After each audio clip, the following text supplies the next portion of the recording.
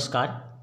आज मैं इस वीडियो में झारखंड की प्रमुख नदियों के बारे में कई रोचक बातें बताऊंगा जो आपकी आने वाली सभी परीक्षाओं के लिए बहुत ही महत्वपूर्ण है। अतः दोस्तों, पूरा वीडियो देखें और अच्छा लगे तो लाइक एवं शेयर करें। तो चलिए शुरू करते हैं आज की वीडियो। दोस्तों, झारखंड में तो बहुत सारी नदियां हैं, लेकिन आज मैं इस वीडियो में झारखंड की प्रमुख 23 नदियों के बारे में आपको बताऊंगा। उनमें से पहली नदी है दामोदर नदी। जहां दोस्तों, दामोदर नदी से शुरुआत करते हैं। दोस्तों, मैं बताना चाहता हूं, इसकी लंबाई 592 किलोमीटर है। यह छोटा नागपुर के पठार में पलामू से निकलकर हजारीबाग और मानभूम के रास्ते आगे निकलती है। दामोदर नदी को देव नदी भी कहा जाता है। दोस्तों, आगे देखते हैं स्वर्ण रेखा नदी। दोस्तों, यह नदी छोटा नागपुर पठार के रांची जिले के नगड़ी गांव से निकलती है। इस नदी की लंबाई 474 किलोमीटर है। दोस्तों, यह एक मौसमी नदी है जो बरसात के समय पूरा भर जाती है। दोस्तों, इसके सुनहरे रंग के बालू के कारण ही इसे स्वर्ण रेखा नदी कहा जाता है। आगे देखते हैं दोस्तों बराकर नदी। दोस्तों, बराकर नदी छोटा नागपुर पठार से निकलकर हजारीबाग, गिरिडीह, धनबाद एवं मानभूम से होते हुए दामोदर नदी में मिल जाती है।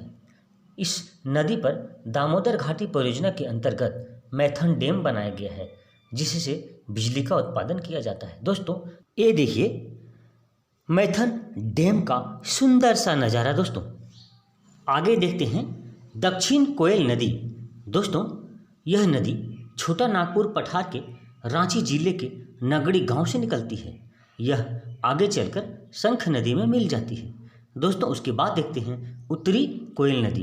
दोस्तों, कोयल नदी जो है, दक्षिण कोयल नदी और उत्तरी कोयल नदी दो नाम से जाना जाता है। दोस्तों, उत्तरी कोयल नदी के बारे में यह कहा जाता है कि यह नदी रांची के पठार से निकलकर उत्तर दिशा में बहती है। औरंग और अमानत इसकी सहायक नदियां हैं। दोस्तों, आगे हम बात करते हैं फल्गु नदी की। दोस्तों, फल्गु नदी छोटा नागपुर पठार के उत्तरी भाग से निकलती है।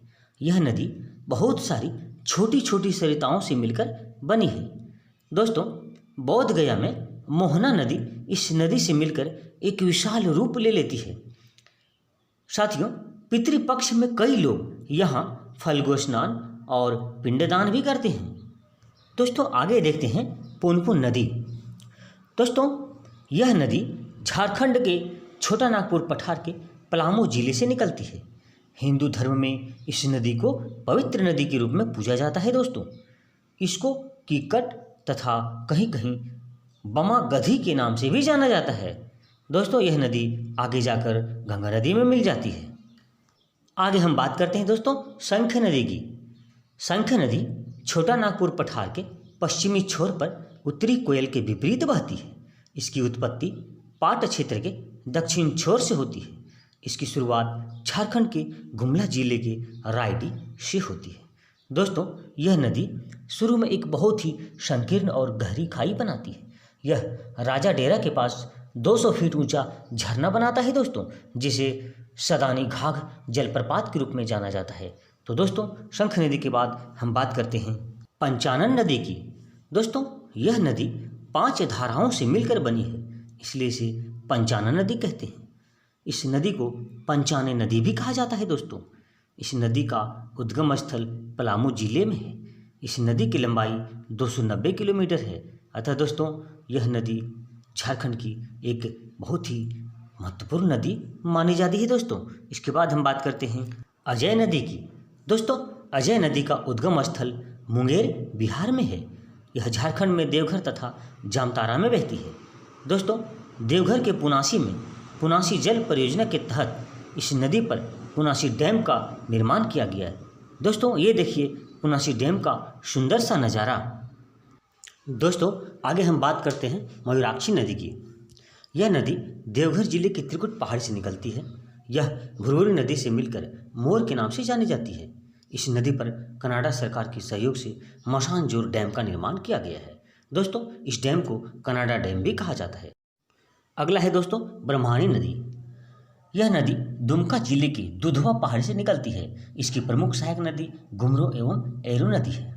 आगे देखते हैं बासलोई नदी। यह नदी गोड्डा के पास बांस पहाड़ी से निकलती है। यह नदी मुरैय के पास गंगा में मिल जाती है। दोस्तों अगला है गुमानी नदी। यह राजमहल की पहाड़ी से निकलती है और झारखंड की सीमा को पार करके गंगा नदी में मिल जाती है। दोस्तों आगे है औरंगा नदी।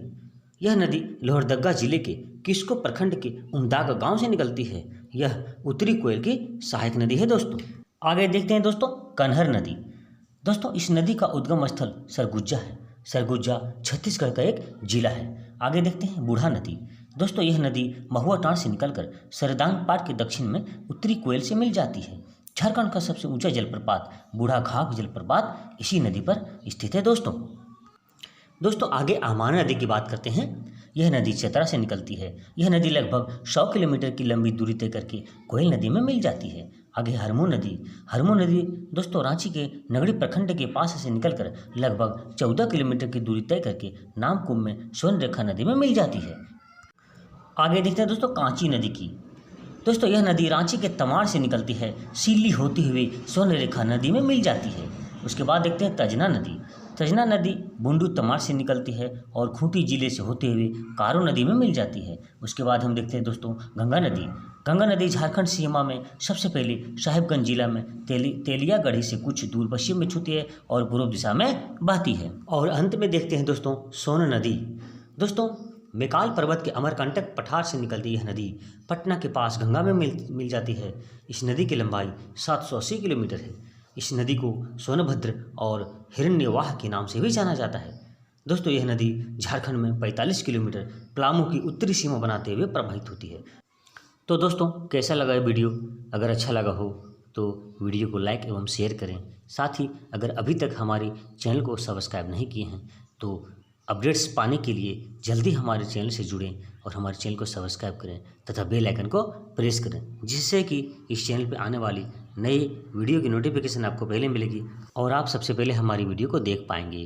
तो ठीक है दोस्तों, मिलते हैं नेक्स्ट वीडियो में एक नए सब्जेक्ट के साथ, एक नए एजुकेशनल वीडियो के साथ। तब तक के लिए जय हिंद, जय भारत।